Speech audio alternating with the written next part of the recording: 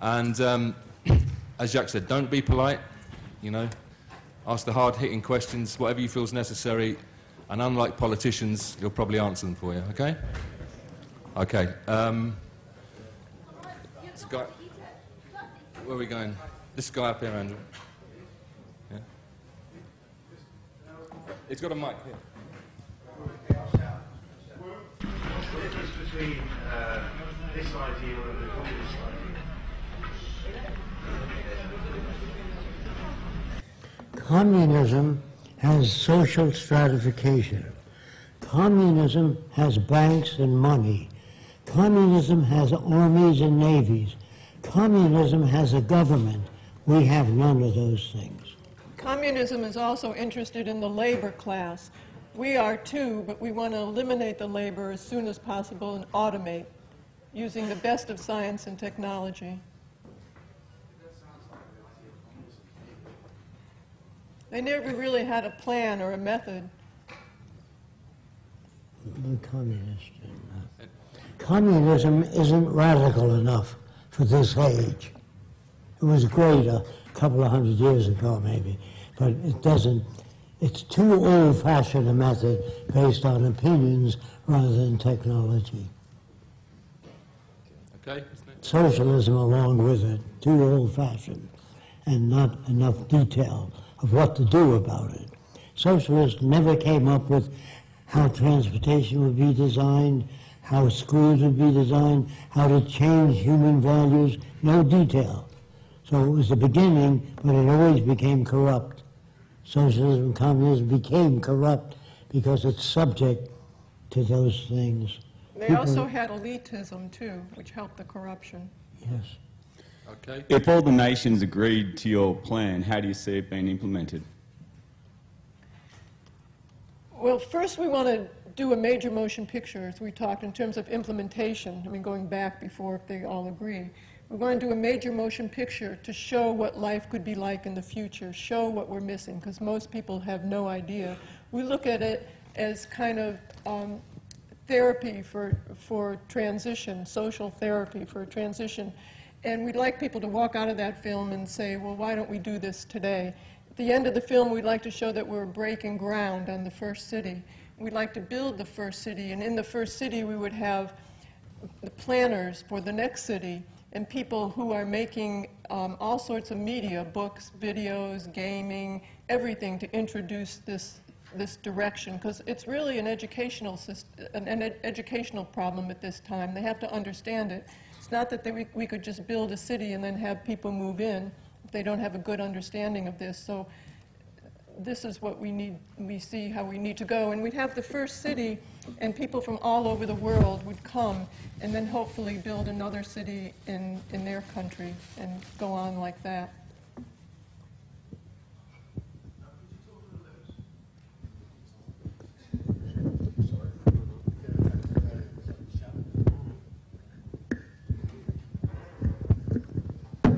Nice.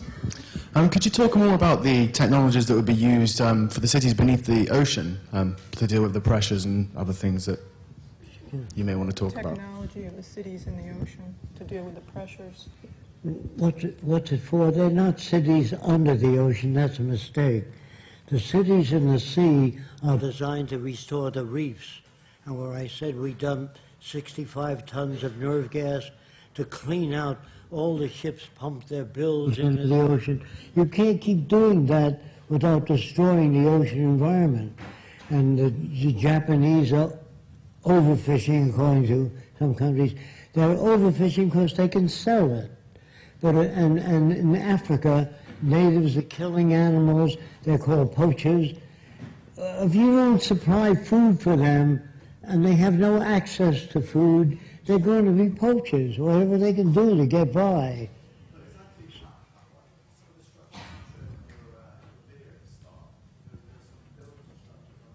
You'd have to put the mic up there. What was that? He's asking about the technologies in the cities and the sea. About the technologies? Yeah, like more exactly, how would you do it? How can you build in these sorts of remote places, like the actual technology that we would use? I understand the social implications, but more of the kind of physics of it. The reverberation, and these gadgets don't work too good. Yeah, Jacque's hard of hearing, that's why I have to tell him, what type of technology would you use for those remote places such as cities in the sea? Well, we have multi-decked agriculture hanging under the cities in the sea. And there are many things you can grow in salt water, food. And then we would build a hydroponics farm in the city. Hydroponics is soilless agriculture. Where areas of the earth do not have arable land, we will build hydroponic farms, soilless agriculture.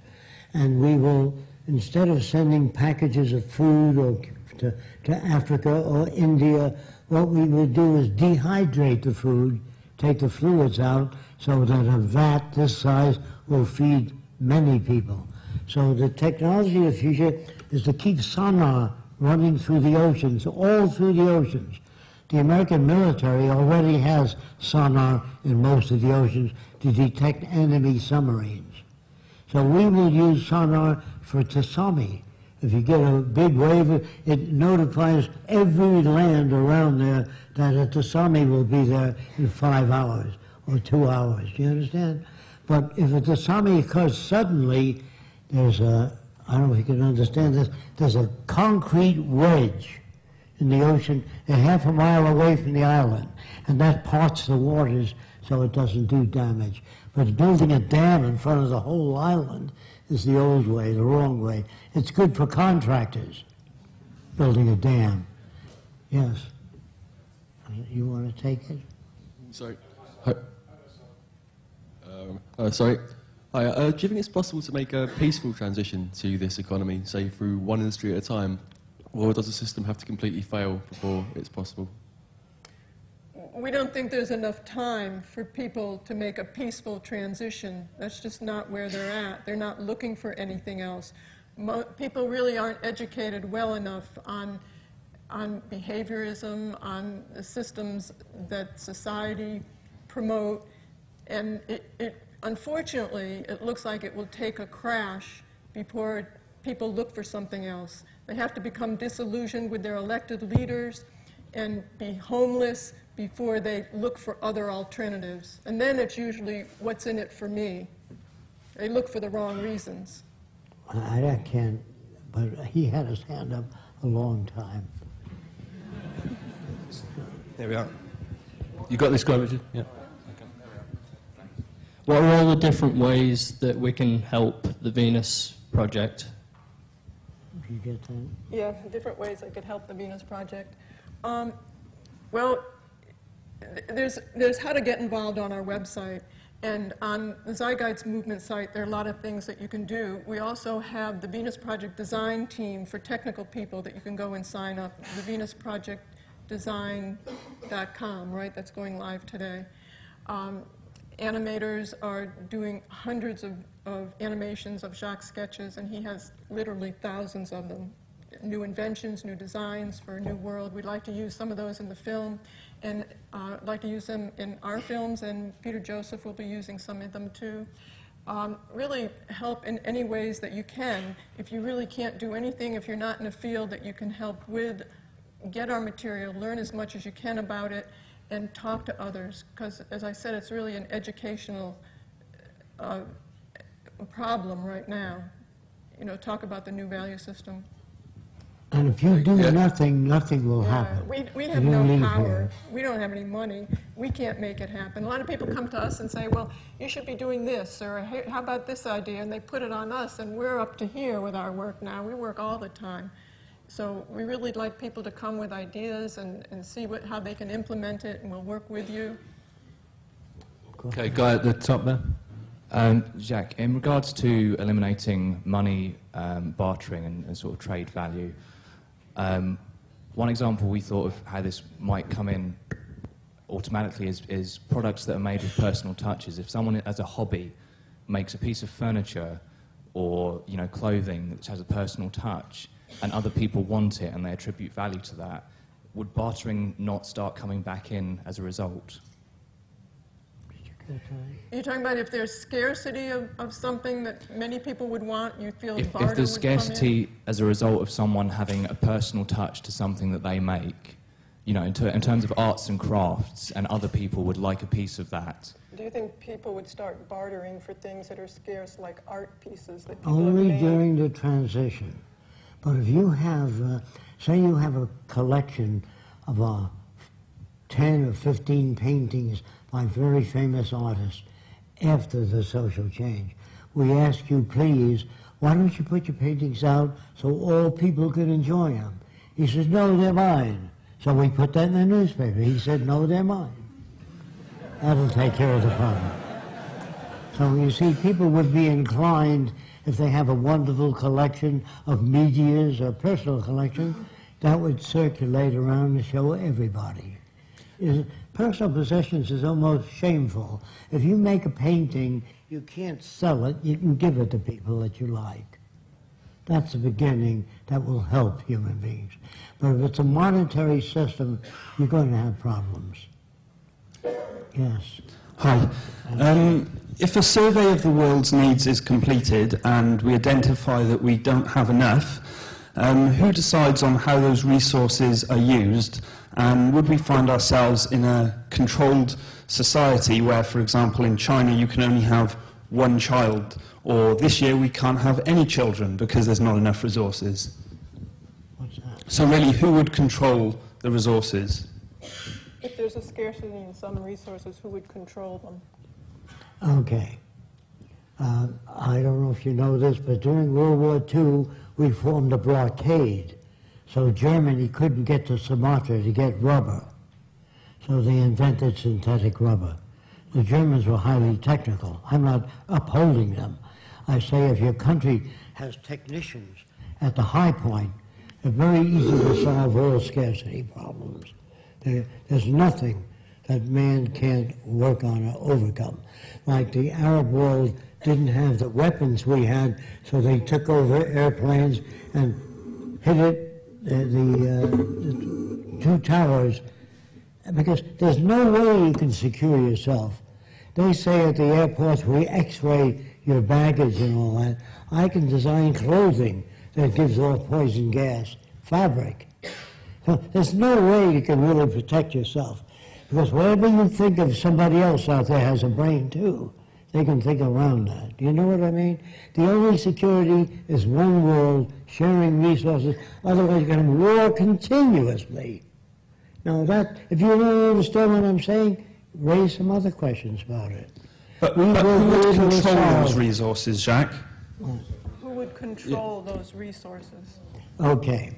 When you have the change, the social change, I don't think you want to control those resources. So the resources be allocated first to hospitals where people are needy and they can't access those things. And it would be used in terms of the most appropriate thing. For example, if a ship is sinking today, it's women and children first. What I would do is, do you know anything about navigation? Yeah, get on the boat. Can you catch fish at sea? Yeah, get on the boat, then women and children. But women and children is a kind of a hangover that's pleasing to people, but it doesn't solve the problem. It's the same thing with resources. Resources are allocated to the most needed places, and people are told that it's just a matter of 3 months or 4 months they'll be able to make a substitute material. Bear with us. Now, if some people can't bear with us, they're helped. They're not put in prison. He's afraid of a control group. Who would be controlling it? You know, first of all, people would have to agree that they want to go along with this direction, which is really no control, but the intelligent management of the Earth's resources. If they want this direction where we use all the resources in that way, then we lay out the plan of how to feed, house, clothe, and educate people. So, you know, if they go along with this, then there's a procedure that we carry out, because that's the end goal. The control is the end goal. And there won't be people in position of power to control resources. They don't make policy. The scientists do not make policy. We have a direction that's laid out, and if they want to go along with this, the Venus Project, then that allocates. And it's not even that. We take a survey of the Earth's resources, find out where we need different things. If we find that there are many people diseased in a certain area, we have more hospitals there, because that's the end goal, to take care of the needs of people. I want to give you an example. 2 million people die every year in Africa of malaria, and they spray poisons in the water, and that spreads all over the place. That's the way we solve problems today. In the future, we have a light under the swamp with a color spectrum turning, and that attracts the malaria mosquitoes into the swamp. At night, they drown, and the fish eat them, and we get more food. Do you understand? Okay. There are other ways of doing things other than spraying poison. When you got termites, you live in a wooden building, you get termites. We don't have any wooden buildings. They can burn. So we make composite materials that don't burn. Now, if you say, well, I like a wooden house, then it's your problem. Yes. You get all these problems in terms of control when there's scarcity, and then you have an advantaged group that controls the resources. That's what we're trying to make a proposal to eliminate the problems that they have today. We're trying to design a society that surpasses the needs of control groups, of politicians, of aberrant behavior. And if you want that, then you work towards it. Yep. I got a lot of questions from the last week's lecture in Copenhagen, where a lot of people asked me if all these technologies we see in the video, are they really developed fully and operational? I mean, could you do this tomorrow if you had the funds? We could have done it in 1927. It's not the technology that's the problem.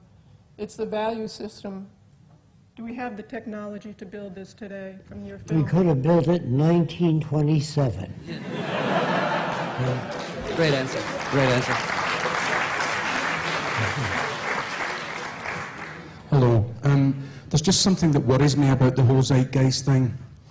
There's a very clear illustration of how capitalism is operated, and a very clear illustration of how the Venus project could be, but the area in the middle seems to be very misty.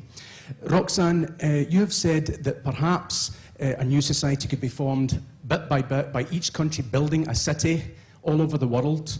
But this reminds me of cooperatives and kibbutzim, which were subsumed by capitalism itself. What I envisage is a system where we elect zeitgeist delegates to the various parliaments all over the world, and it results in a situation where there's a worldwide mass referendum to canvass public support, and only then will we know whether people want a Venus project or not, because this movement is going to grow inexorably to the extent that it will become unwieldy and vast. And I think without a mass referendum, we cannot get to this next society. Would you agree with me? We're all for any method that helps, you know, but first they have to be introduced to it and know what it's about. Yes. But we don't see it going that way towards, in a political manner, because, you know, you have to raise a lot of funds to get out there, and then you're backed by certain people and you owe favors to certain people. So I think there will be we feel there'll be a big enough mass movement as things start to fall apart and we can get the ideas out there that we don't need to go that route. But if some people want to do that and you get a referendum, fine, any way it can get exposed. Yeah, we're for any way that works. My question is basically, because technology runs the resource-based society of the Venus Project, obviously. What's to stop, like, the people who are scientists, the technological scientists that control the fabric of the society rather than over someone whose job is painting to give to their friends for free? You understand that? You're worried about the scientists controlling things? Yeah, what would you propose to prevent the people who actually run the fabric of the society rather than the artists who paint for their own fulfilling joy to give to other people. You're worrying about the scientists being corrupt or being Yeah. elitism. He's worried about elitism within the scientists. Okay. The scientific community, somebody said that to me. What if somebody comes along that's 10 times as bright as you are? I'll get the hell out of the way, because they can make my life better. You see, I'm not threatened by unemployment.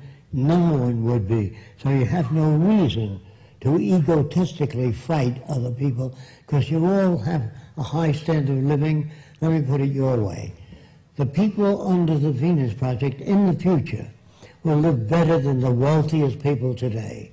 If you don't understand that, the middle-class American, that's where I come from, lives better than kings. They have air conditioning in their car, television, cell phones. No king ever had that. But if you turn science and technology loose for the benefit of everyone, the smarter your kids are, the richer my life. If I try to egotistically say, well, I thought of that first, you know, all that sort of thing, which you have today, which is very damaging. Don't forget, people today are damaged. The people that get trained or exposed to the Venus Project learn how to build prefabricated houses, how to solve water shortage problems. For example, there are floods all over America, and they don't harness that water and put it in water storage basins where we did strip mining and loused up the earth. We can direct all flood waters and harness that. Today, the people flood it out there, and they sell water for a buck of glass today. Because we're not, the politicians don't know what to do. And scientists don't have any advantage. No group has any advantage to access to anything. So there's nothing that they can hold over someone else. And they don't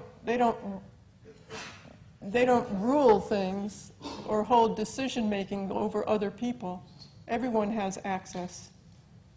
Let me put it your way.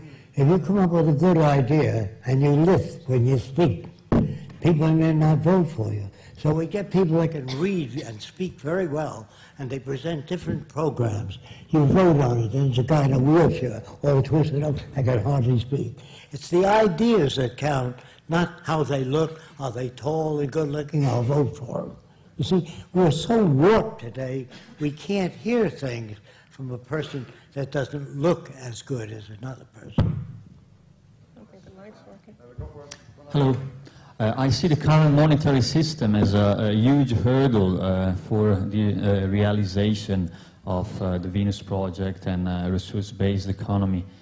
Do you think that we should tackle the monetary system first in order to get there as a sort of an intermediate step? Or do you think that the problem will solve on its own? And when I say tackle the system, I mean propose alternative systems like interest-free economy, etc.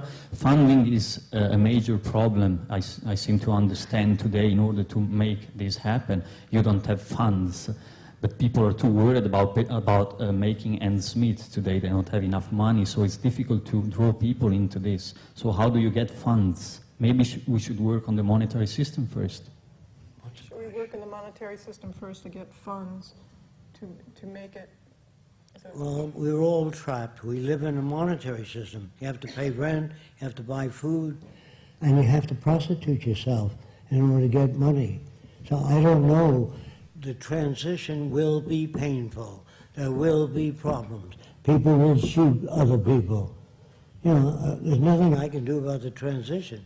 Transition has always been painful. It depends on how much work you do to enable people to understand. If you leave here and do nothing, I can assure you nothing will happen. What about proposing like... It depends on you, what you do.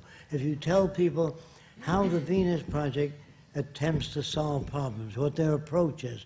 If you don't know how to talk that way, look at thevenusproject.com. And there we have thousands of questions and answers, and we have various descriptions of the type of energy we're going to use, how it's used, where to get it, how to do it. There's a how-to all through the Venus Project. It's not about, we don't know this, we don't know that. There are a lot of people like that. But all my life I've been gathering information on how to deal with that. I used to teach dogs how to lead the blind. And when I was a kid, they used to walk with a white stick.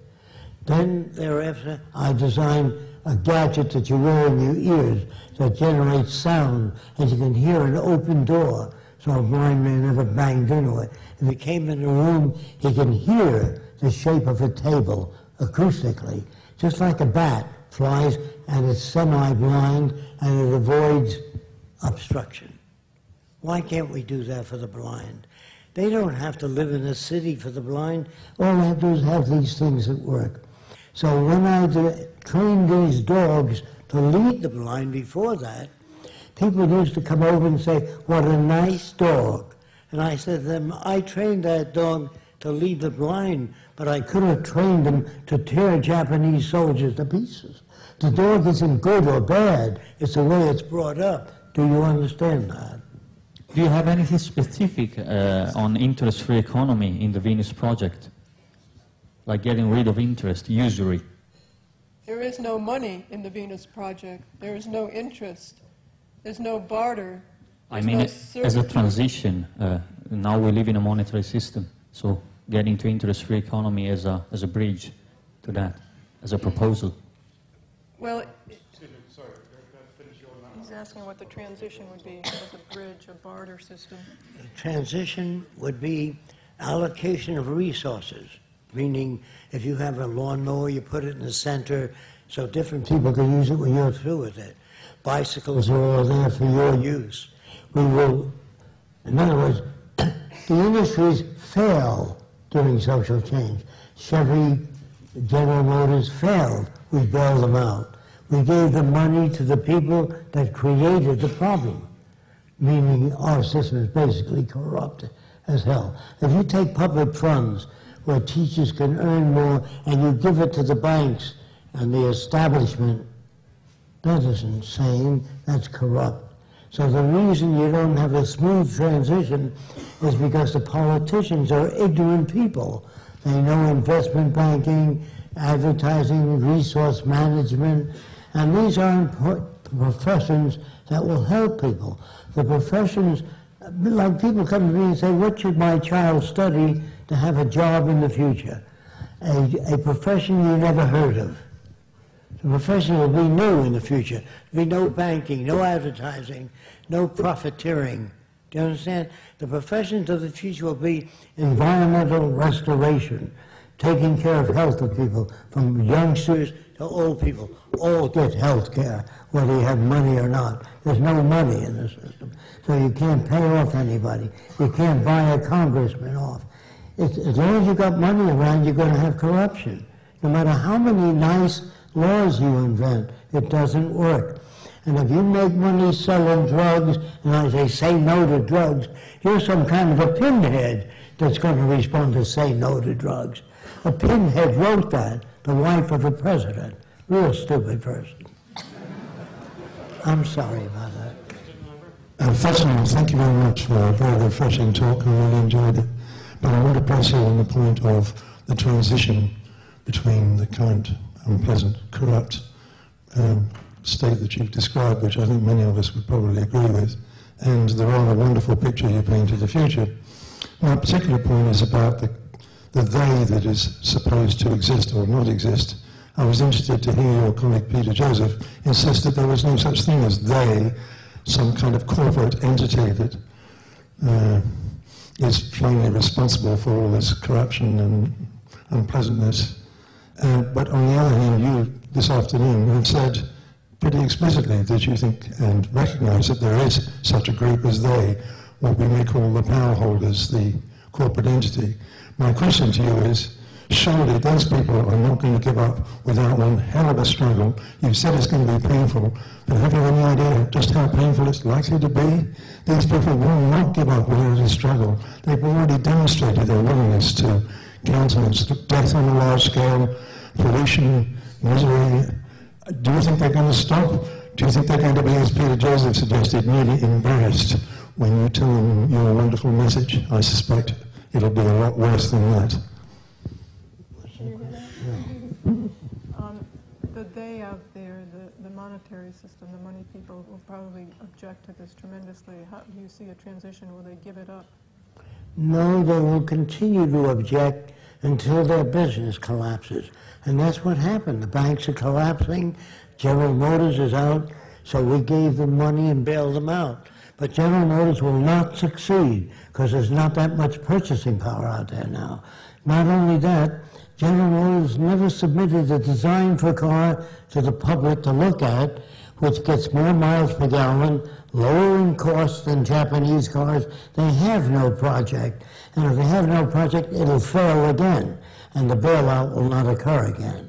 You have to let this system go right into the crash. That's where it's going. And it has to crash. Unfortunately, I wish people were sane enough to say, how can we make a better future for humankind? They don't say that. They're always protecting themselves. General Motors, Ford, oil corporations tend to protect themselves. I didn't make it that way. That's the way it is. Jacque, there's another group of people that I'm sure you've heard of in India. They live in a city called Oroville, and they have a kind of different approach to the same problems that we discuss in this kind of forum. I would like to just hear your thoughts on what's going on there. We're really not that familiar with their approach. We've never heard it. Never heard of. We've seen some pictures of what they're doing, but okay, we thanks. really don't know. It's a city in India that's a more cooperative type city. Okay, there are a group of people called technocrats, and they believe. A different city. Now, they believe in making a technical society in America. But if you don't deal with the world, the Chinese will do nuclear experiments, the Russians, all the others. You can't live to yourself anymore. I've had people come to see me, wealthy people, that say, can you design a city of sustainability for us with a wall all around it? I said, look, people are not as stupid as they used to be during the last Depression. They can launch stuff over your wall. If you're eating and living well, nobody can sit around and starving while you're living well. The idea of living to yourself comes from the old world. We must move toward the brotherhood of humanity. This is what all religions try to do, but they don't know how to do it. If religious people understood the Venus Project, this is exactly what religion's about. Because they said, well, you're concerned with the material world. You want to build new houses and roadways and transportation. And they said to me, my kingdom is not of this world, it's up there. So I said, you forgot the Lord's Prayer. Jesus said, thy will be done on earth as it is in heaven. There's no money in heaven, no business, no private ownership, no banks. If you can't get that through your head, then you're phony.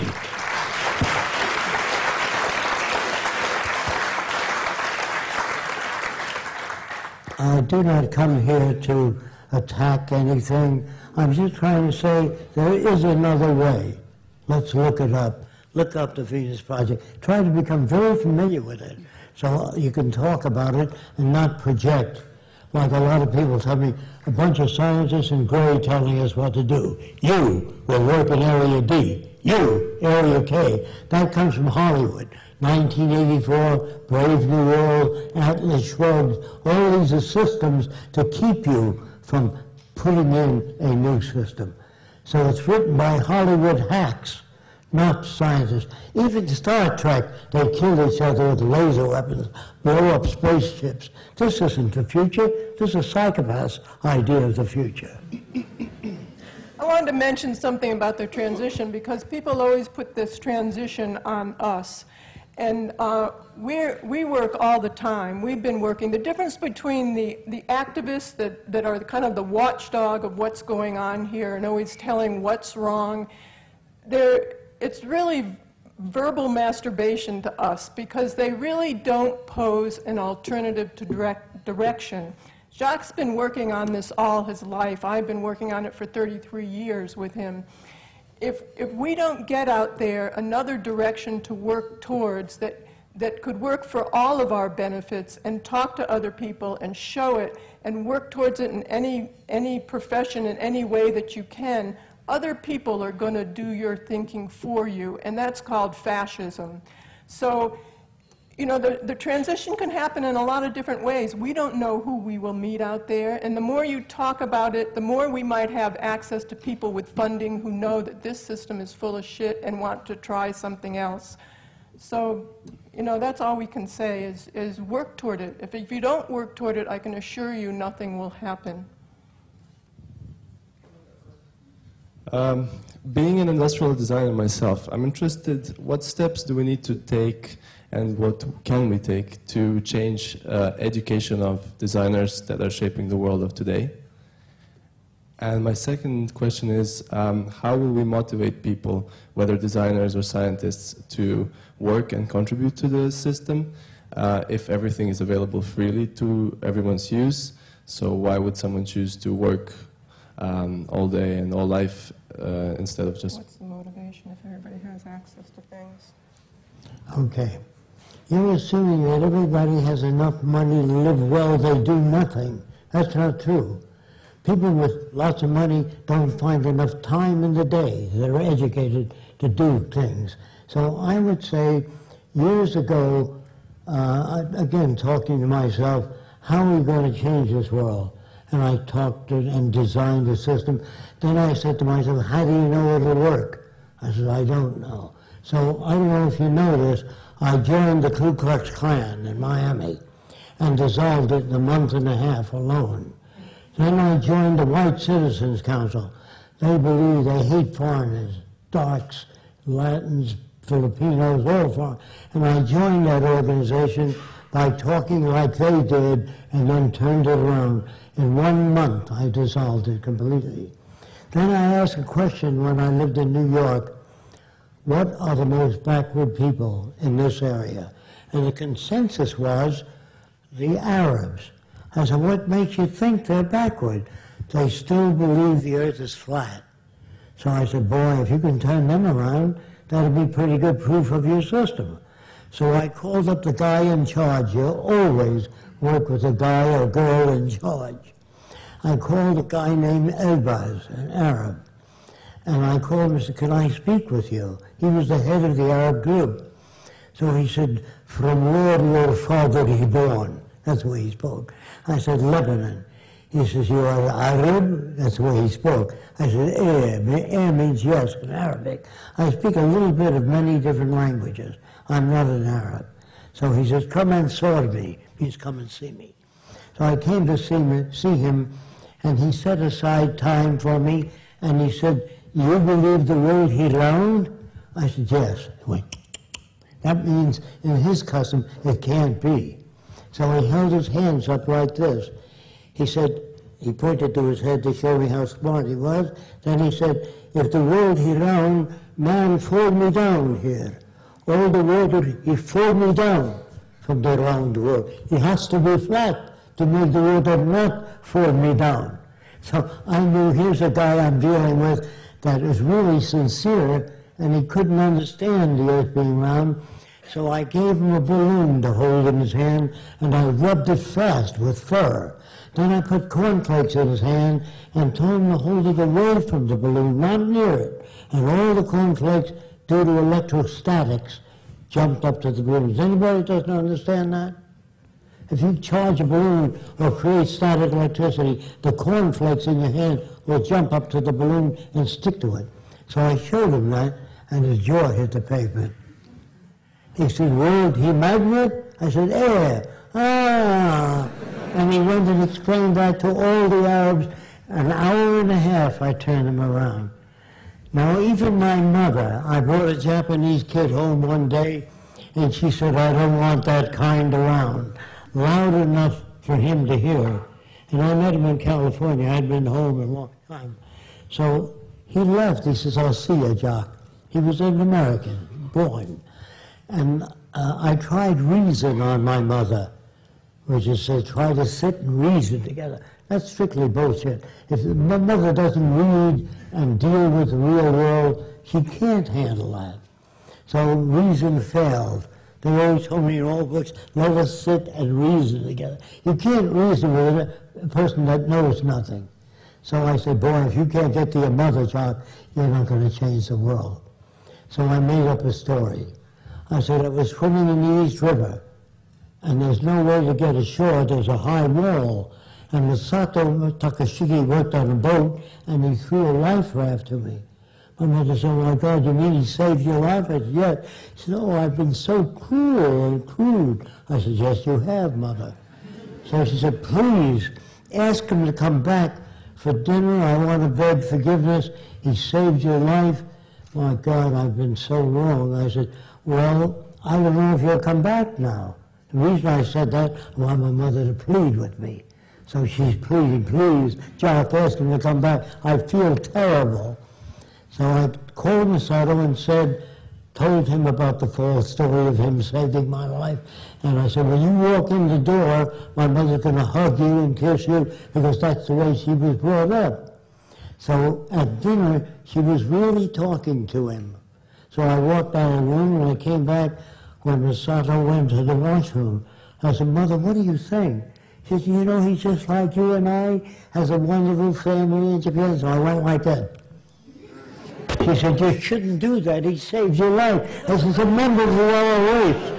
He's a member of the yellow race. And you know, they're sneaky. I said, not Masato. She said, he's a good boy. And after a month, she puts her arm around Masato. She really likes him and calls him son. Once that was established, said, Mother, he never saved my life. She said, you little devil, I would have never opened the door either. So sometimes logic and reason doesn't work for some people. So you tell them a fib, get them to listen to the guy for a little while, and then you can tell them that you had to do that because you couldn't understand it any other way. Now, one person, did you love your mother? I used to say in some areas, or in areas not at all. So love is not a constant, it fluctuates up and down. Once you understand that, you'll understand that sometimes you love your boyfriend, sometimes not at all, sometimes you'll hate him, sometimes you like him very much. Love is a fluctuating system, not a constant. That's why you get disappointed. People get married, they scratch their head, they come weeping to me. I don't know if I really love my husband. Sometimes you do, sometimes you don't. Same with yourself. Sometimes you like what you do, sometimes I should have done this, I should have done that. So if you were a duplicate of yourself in the same room, the question is, how long will you be together? You know what I mean? So we are not sane enough yet. We live in the early stages of civilization. We are not civilized yet. If we were, there wouldn't be prisons, police, war, warships, bombers. You understand that? That's what I mean by we're not civilized. To become civilized takes a long time, and it's stage by stage. There's no final frontiers. So if you say, well, I know an intelligent person, an intelligent electrical engineer of 75 years ago couldn't get a job today. So what you call intelligent today is a jackass as a rule that matches the value systems they gave you. There are very few intelligent people in the world that have methods of solving problems. We live on the backs of probably no more than 50 people that gave us electric lights, heating systems, power generation. It isn't the whole world that you have to convince. All it takes is 7,000 people to operate everything on Earth. You don't need millions of people agreeing with you. Who the hell do you think runs corporations? Very few people. I'm sorry again, but that's the way it is. All I can say now is thank you for attending. Do what you can. Wait. I just wanted to mention that if you're interested in helping, especially in the UK here, there's a fantastic Zeitgeist movement group here, Andrew and Heather and Tom and others. So you can check out the ukproject.com. Did I get that right? We've still got 25 minutes. Who wants to ask this guy up here? Yeah? Oh, no, it's a Zeitgeist movement, ukproject.com, yeah. Yes, sorry, back to my question is how would you change designers' education to drive them in the direction of the Venus Project? How would you change education to drive it in the direction of the Venus Project? You never give kids grades. If you do that, you say, I got an A, I got a failure, you build jealousy and envy. So our schools do not use words that they've learned thousands of years ago, like that's wrong. That's wrong, doesn't tell anybody anything.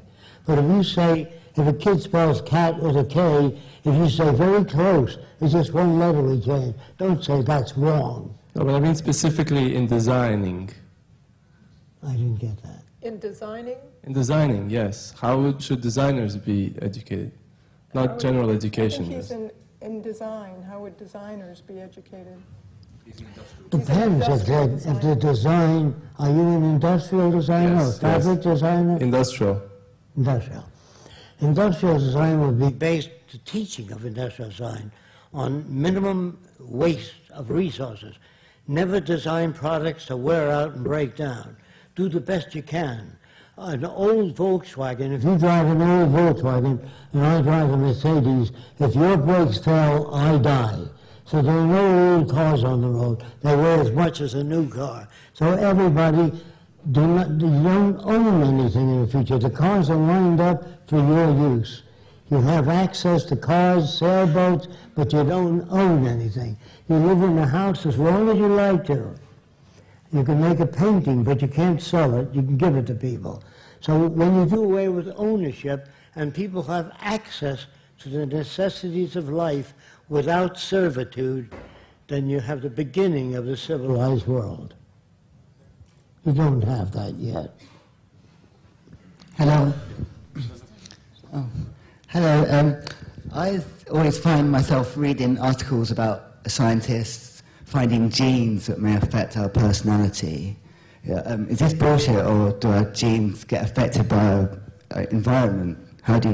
What's your opinion on that? About genes. You know, they're trying to hang everything on genes today. In the United States, they're looking for the Democratic gene, the gay gene, the Republican gene. And it's really the environment that shapes behavior. You're not born with bigotry and prejudice and hatred and a propensity to any type of value system. You pick that up in the environment. So if you have the ability to run faster or better, that doesn't give you the ability to extract significance in a culture. It doesn't give you that much advantage. So they're hanging, that's right, they're hanging everything on the gene today, and it really negates trying to design a society to improve everyone, to give everybody the ability to be creative. You know, it diverts where the problem really is. The geneticists, by the way, are sincere people, but they think it's all in the genes. Actually, all you inherit in parents may be the color of the eye, the shape of the nose, the color of the skin, but you don't inherit values. You don't inherit bigotry and prejudice, as Roxanne pointed out. That's learned. But we know of no human being that inherited. They used to think that a Chinese baby can learn Chinese faster than an English baby because of generations of speaking Chinese. So they took an English baby and a Chinese baby. They both learn at the same rate. So you can't pass on learned ability to your kid. But you can pass on a propensity toward liver disease or heart disease. That can be passed on through the genes. But you can't pass on knowledge, values, or concepts of social arrangements. That you have to learn. That's why I say I make more mistakes than anybody I know. I also say I've never made a mistake in my life. Now here's what that means. That means the first guy that fooled with nitric acid and glycerin disappeared and the building. And his brother-in-law wrote, never fool with that stuff. What do you think? Where do you think people get ideas from? There are no answers. If a man makes wings that are too small and jumps off a hill, he may die. That's the way the other guy learns to make the wings larger. You only learn through pain. Dr. Ehrlich did 606 experiments before he can control syphilis. Edison, 7,000 different elements before he found one that didn't burn out. But if you show kids movies of guys like Leonardo da Vinci, and they say he was so far ahead of his time they never show you who he associated with. The friends of Leonardo da Vinci talked of gears and levers. You never heard of that. No one can jump way ahead of his society. Then there's Nostradamus. Now, Nostradamus was always wanted by the French police for fraud. Did you know that? And the people that translated Nostradamus left that out. It wouldn't sell. Then a guy named Frank Scully wrote a book called Behind the Flying Saucers. And they hired me to look at the evidence. So this guy said he was picked up by a flying saucer, taken around the universe, and brought back. So I said, what was the inside of the flying saucer like? It was a big leather belt that held them in place. Anybody that can fly 100 million light years through space doesn't need a leather belt. Then he said there was a lot of blinking lights. Let's see if I can point this out. In an airplane, they have an instrument that moves and says your fuel mixture is too rich. So the pilot adjusts the fuel mixture. In the future, when the needle touches that, we'll change the fuel mixture. You don't need blinking lights. You know, an advanced civilization doesn't have somebody talking on the radio like that. It doesn't have anything like that. And the flying saucer, the big one that most of you have seen, has 3 spheres underneath it and portholes. And that was a 1927 chicken brooder, Sears and Roebuck. So all of the flying saucers that I have seen, that people photographed, were out of scale with the trees in the background. They're only this size. They said they were 500 feet in diameter, you know. So I have a way of checking those things. So I told Frank Scully, so far, I haven't met anybody. So he said, have you ever met Dr. G? I said, I never heard of him. He said he was at Wright Field and he took the flying saucers apart. Now, I was at Wright Field during the war making safety devices only. So I met Dr. G, and I said, Dr. G, is it true that you couldn't drill through it and machine cut it with anything? He said, yes. He says, I've taken a lot of them apart. And how did you do that if you couldn't drill them, saw them, cut them? He said, well, I use a new method. They went together like a jigsaw. So I said, do you happen to have a piece of flying saucer? He said, yes, in my car. I said, wonderful, bring it in. I'm not closed on that. So I brought in a piece of material that he said we couldn't drill through. It was transparent. It looked like lucite or plexiglass to me. That doesn't mean I'm right. So I asked Mrs. Scully, can I use your oven? And I tied it in a knot and gave it back to the guy. And he says, I must have brought the wrong material. Maybe he did. So I said, can you bring the right material next week? And there was a whole gathering at Scully's home. And he brought me a metal part, and it still had the Army serial number on it. It was the center of a Hamilton standard propeller. So I said, I brought my catalog and showed it to Scully. He said, Jacque, if I put your stuff in the book, it won't sell. The same with Nostradamus. Get the French book called Nostradamus. You'll see what the real guy was like. The translation was not like that. Don't take my word for anything. I'll tell you where to get the information. Yes. Yeah, Did you have your hand up? Yeah, I'd like to ask a question about scarcity, and not with regards to production, but more about in nature. Like, for example, if you know the apartment buildings you showed, like in your video. Can you hold the mic closer to your mouth? Yeah, sorry.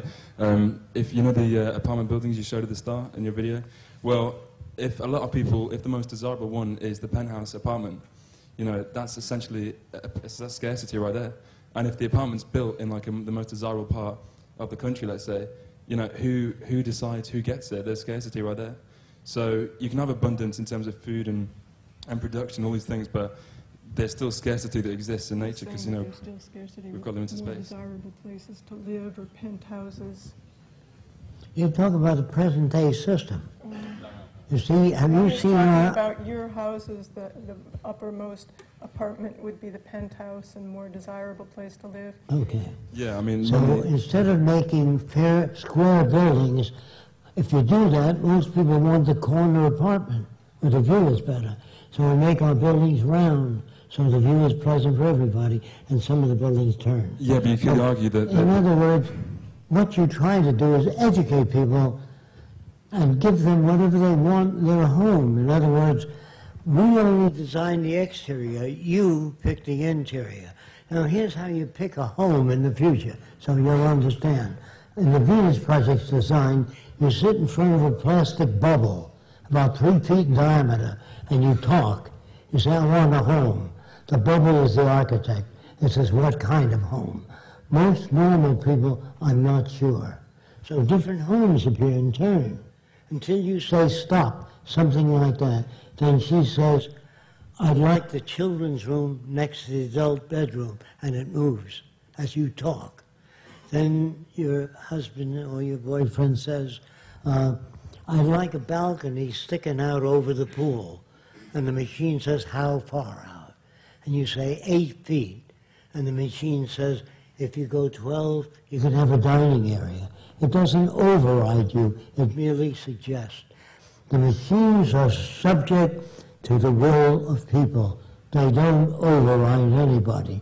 They just say, if your bumper is this high on a car and you have sonar in front of your car, you can't hit another car. Now, if you make your car of the memory metal and you dent the fender, you press straight again and the fender goes back out. Who will hate you? The people that straighten out fenders. There's not a thing you can design and stand for that someone won't hate you for, no matter what. Yes. Somebody over there. Jacque, I was just wondering whether your concerns about the planet and the resource-based economy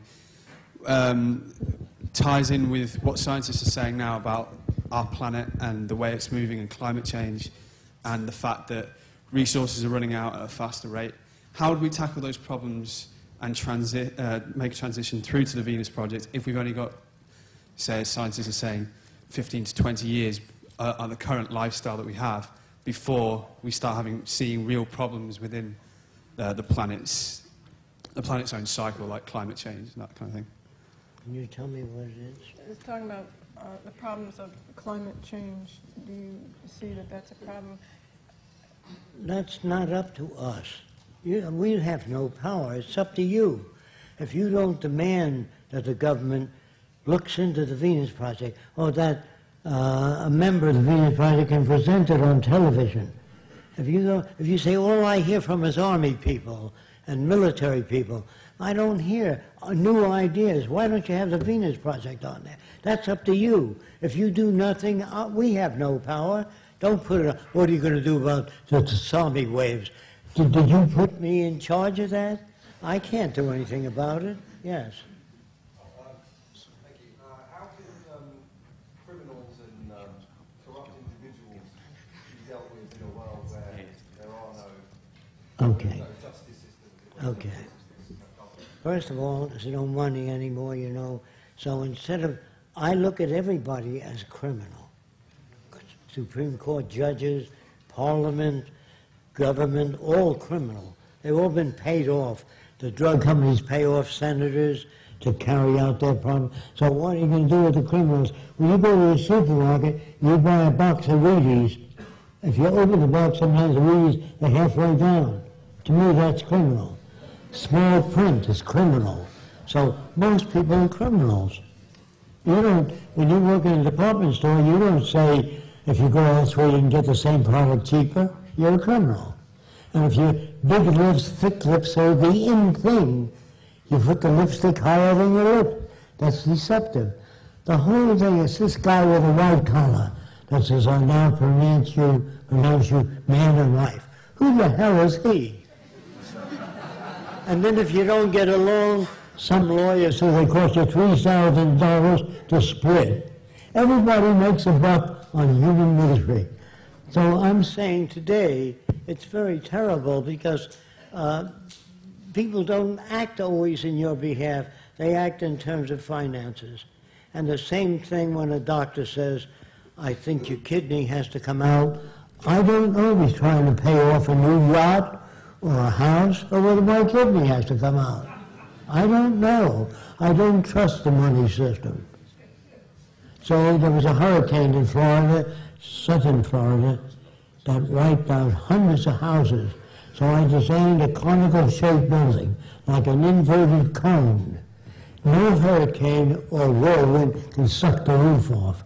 On top, I put a turbine, so the hurricane blows it around, keeps the refrigerators going, and the lights.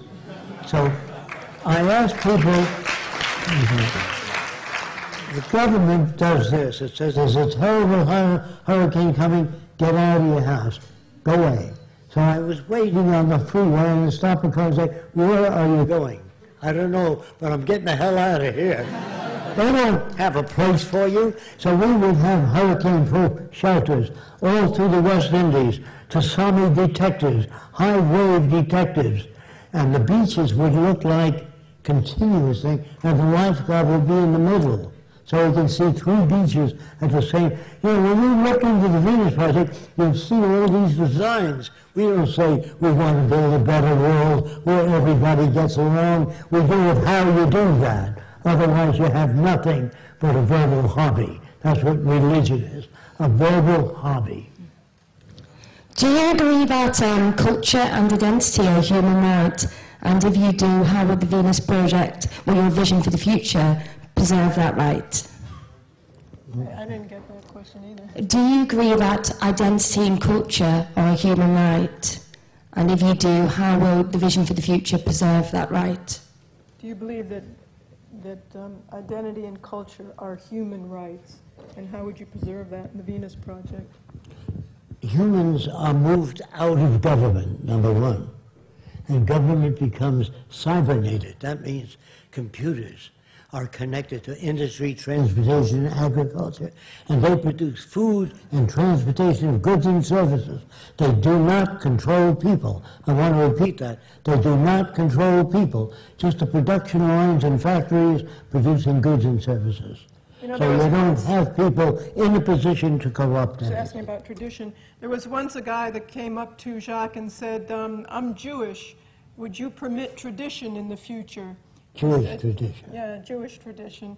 And he said, sure, we'll permit traditions, but the Klan meets for 25, you know, the Klan's been meeting for 75 years. Would you permit that tradition? They said, no, no, no, not that. So how do you decide? Traditions that have long outlived their usefulness, that have no correlation with the physical world, will be surpassed. If we don't have the knowledge to do that, we will hurt ourselves. For example, in Poland, they believed in the cavalry. The Germans believed in war tanks, and they wiped the hell out of thousands of Poles on horses because they couldn't make the change. In America, there was a general called Billy Mitchell who believed that airplanes could sink a ship. The Navy said never. So they put it to test, and they sank 2 ships, and the Air Force was moved up. Then came the missile men with guided missiles, which said that you don't need men in bombers. You can project a trajectory and wipe out certain factories. And the aircraft people said, you got to have humans flying airplanes. Then after the missile men got in, by the way, they got in, the laser men came and said, from outer space we can burn cities. You don't need bombers. And they fought the laser men. You always got the in-group saying airplanes were good one time, lasers today. Then there's what the Chinese are doing. They're not building warships and airplanes too much. They're building computer jamming systems. That's where the future is. If you jam the computers that control on these equipment, missiles and everything else, that's where it is, not warships and millions of men. So if you're not smart enough to know that, you will be surpassed. Okay. Sorry, we've got to wind it up then now, guys. Jacque's got another lecture in a couple of hours, and he needs to get some rest. And I hope he's answered all your questions. I mean, you know, he can't remember everything. You can check out the Venus Project website, and you get more answers that you need. But just put your hands together for Jacque Fresco and Roxanne Meadows.